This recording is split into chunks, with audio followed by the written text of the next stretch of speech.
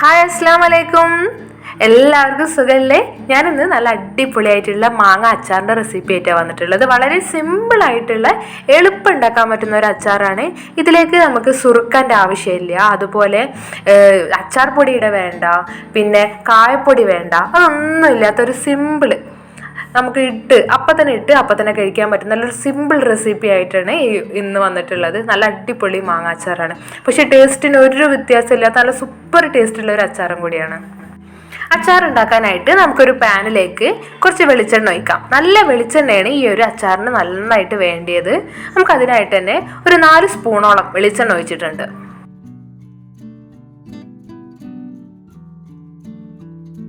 വെളിച്ചെണ്ണ ഒക്കെ നന്നായിട്ട് ചൂടായി വരുമ്പോൾ നമുക്കൊരു 1/2 സ്പൂണോളം കടുക് ഇട്ട് കൊടുക്കാം.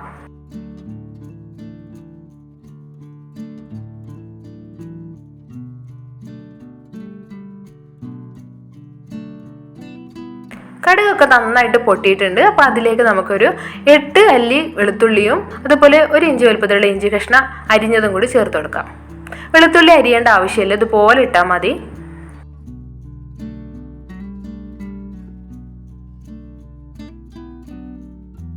വെളുത്തുള്ളി കുറച്ചൊന്ന് മൂത്തതിന് ശേഷം നമുക്ക് അതിലേക്ക് മാങ്ങ ഇട്ട് കൊടുക്കാം.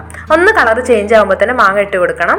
മാങ്ങയുടെ തൊലിയൊക്കെ ഒന്ന് കളഞ്ഞിട്ടുണ്ട്. ഒരു 3 മാങ്ങയാണ് ഞാൻ എടുത്തിട്ടുള്ളത്. ചെറുതായിട്ട് ചനച്ചിട്ടുണ്ട്, ചെറിയൊരു പഴുപ്പ് കളർ വന്നിട്ടുണ്ട്, മധുരമൊന്നും വന്നിട്ടില്ല. ആ മാങ്ങയും കൂടി ഇട്ട് കൊടുത്ത് അതിലേക്ക് ഒരു 1.5 സ്പൂണോളം ഉപ്പും കൂടി ചേർത്ത് കൊടുക്കാം. മാങ്ങയുടെ പുളിക്കനുസരിച്ച് ഉപ്പ് ചേർത്ത് കൊടുക്കാം. നിങ്ങൾക്ക് വേണമെന്നുണ്ടെങ്കിൽ തൊലിയോടെ കൂടി തന്നെ അച്ചാർ ഇടാവുന്നതാണ്. ഞാൻ തൊലി ഒന്ന് ചേഞ്ച് ചെയ്തെന്നുള്ളൂ. 1 മിനിറ്റ് നേരം ഒരു മീഡിയം ഫ്ലെയിമിൽ കിടന്നിട്ട് നന്നായിട്ടൊന്ന് ഇളക്കി മിക്സ് ആക്കുക. അതിനുശേഷം ലോ ഫ്ലെയിമിലേക്ക് മാറ്റിയിട്ട് നമുക്ക് പൊടികൾ ഇട്ട് കൊടുക്കാം. കാശ്മീരി ചില്ലിയാണ്, 2.5 സ്പൂണോളം കാശ്മീരി ചില്ലി ഇട്ട് കൊടുത്തിട്ടുണ്ട്. 1/2 സ്പൂണ് മഞ്ഞൾപ്പൊടി, ഉലുവപ്പൊടിയാണ്, അതൊരു 1/4 സ്പൂണോളം ഉലുവപ്പൊടി, കൂടി പോവണ്ട. ഇനി നന്നായിട്ടൊന്ന് മിക്സ് ചെയ്യാം. ലോ ഫ്ലെയിമിൽ തന്നെ കിടത്തിയിട്ട് നന്നായിട്ടൊന്ന് മിക്സ് ചെയ്ത് എല്ലാ ഭാഗത്തേക്കൊന്നും എത്തിച്ച് ആ ഒരു പൊടിൻ്റെ ഒരു പച്ചമണം പോണ വരെ നമുക്ക് നന്നായിട്ടൊന്ന് മിക്സ് ചെയ്തെടുക്കാം.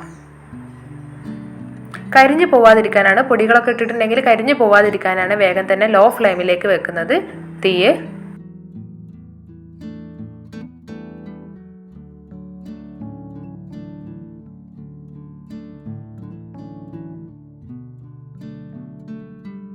നന്നായിട്ട് ഇളക്കി മിക്സ് ആക്കിയതിന് ശേഷം നമുക്കതിലേക്ക് പഞ്ചസാര ഇട്ട് കൊടുക്കാം. ഒരു 2 സ്പൂണോളം പഞ്ചസാര ഇട്ട് കൊടുത്തിട്ടുണ്ട്.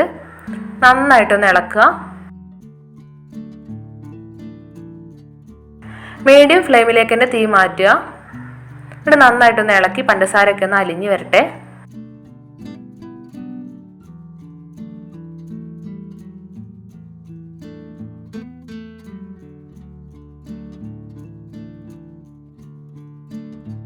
രണ്ട് മിനിറ്റ് നേരം ഞാനിപ്പോൾ നന്നായിട്ടൊന്ന് ഇളക്കി വേവിച്ചിട്ടുണ്ട്.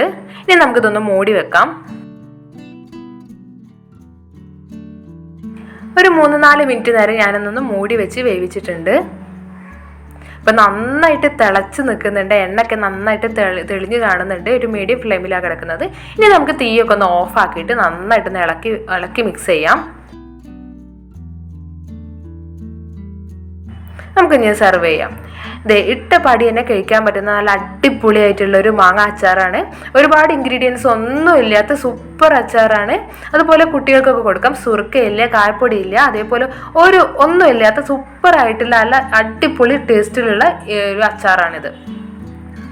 എല്ലാവർക്കും ഇഷ്ടപ്പെട്ടെന്ന് കരുതുന്നു. എല്ലാവരും എന്തായാലും ഉണ്ടാക്കി നോക്കുക.